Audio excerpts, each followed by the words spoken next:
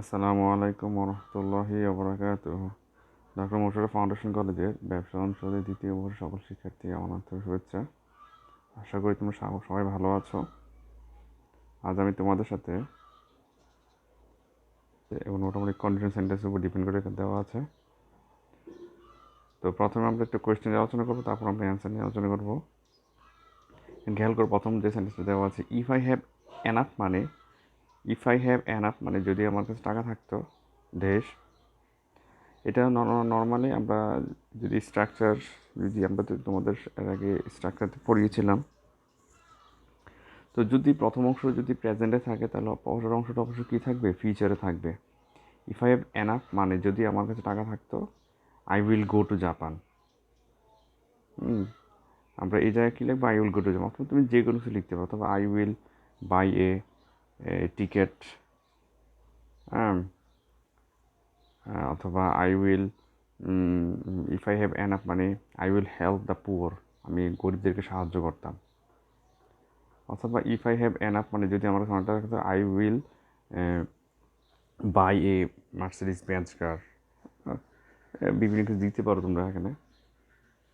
তাহলে if I have enough মানে তাহলে এটা কি প্রেজেন্টে আছে, এই কারণে কি পরের অংশটা কী থাকবে, ফিউচারে চলে যাবে।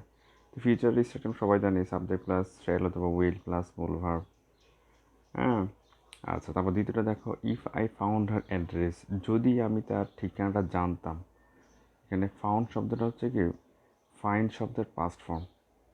If I found her address যদি পাস্টে থাকে, ইফের পরের অংশ যদি পাস্টে থাকে তাহলে পরের অংশে সাবজেক্ট প্লাস উড অথবা কুড অথবা মাইট প্লাস ভার্বের ওয়ান প্লাস অবজেক্ট বসবে। তাহলে এখানে খেয়াল করো, if I found her address, আমি যদি তার অ্যাড্রেসটা জানতাম বা ঠিকানা জানতাম, I would send her an invitation, আমি তাকে আমি দাওয়াত করতাম। আই উড সেন্ড, আমি তাকে অথবা ইনভাইটেশন কার্ডকে অথবা দাওয়াত কি তাকে পাঠাইতাম। তাহলে আই উড সেন্ড, তাহলে এখানে খেয়াল করো, আই উড সেন্ড। তাহলে এখানে উডটা কেন বসছে, কারণ ইফের পরের যে অংশটা আছে সেটা ফার্স্টে থাকার কারণে কি এখানে উড আসছে। আচ্ছা, তারপর দেখো, if he gave her a sweet, যদি সে তাকে মিষ্টিটা দিত, শি উড স্টপ ক্রাইং, সে হয়তো তার কান্নাটা কি থামিয়ে ফেলত।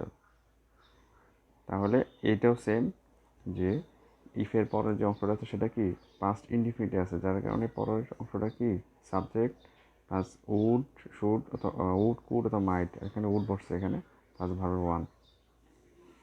তারপর দেখো, dash he will take a taxi, dash he will take a taxi if he arrives later, যদি সে দেরিতে পৌঁছায় তাহলে সে নিয়ে নিবে একটা কি ট্যাক্সি। তাহলে ইফ হি অ্যারাইভস লেটার এটা কিসে আছে, প্রেজেন্ট ইনডিফিনিটে আছে, যার কারণে পর এই হি উইল টেক এ ট্যাক্সিটা কি ফিউচার চলে গেছে। আচ্ছা, তারপরে দেখো, we would understand him, we would understand him if, এখানে খেয়াল করো প্রথম অংশটা কী দেওয়া, সাবজেক্ট প্লাস উড দেওয়া আছে এখানে। তাহলে আমরা এতক্ষণ প্রথম যে 2 নাম্বার আর 3 নাম্বার যেটা ছিল, সেটা আমরা প্রথমে যে স্ট্রাকচার দেওয়া আছে সেটা ডিপেন্ড করে কি পরের অংশটা কি করছিলাম।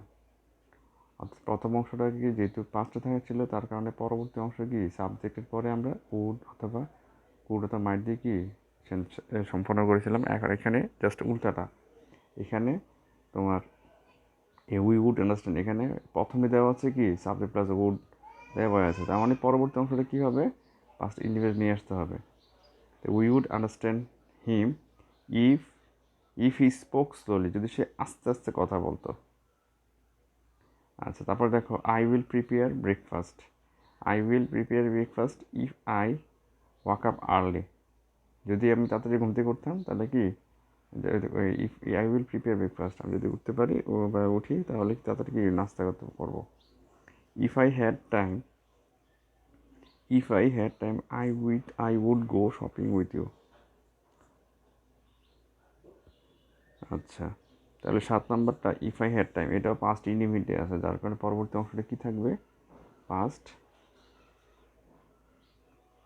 পাস্ট পরবর্তী অংশ সাবজেক্ট প্লাস উড অথবা কুড, এগুলো দিয়ে কী করতে হবে। তারপরে দেখো 8 number, dash he will get along with them perfectly, তাহলে 8 number, if you speak English you will get along with them perfectly, তাহলে ইফ ইউ স্পিক ইংলিশ এটা কিসে আছে, প্রেজেন্ট ইনডিফিনিট আছে, যার কারণে পরবর্তী অংশটা কিসে আছে, ফিউচারে আছে। ডেশ we will go to the zoo, if she comes to see us, যদি সে আমাদের সাথে আসে, দেখতে আসে আমাদেরকে, if she comes to see us we will go to the zoo, আমরা কি চিড়িয়াখানা যাব।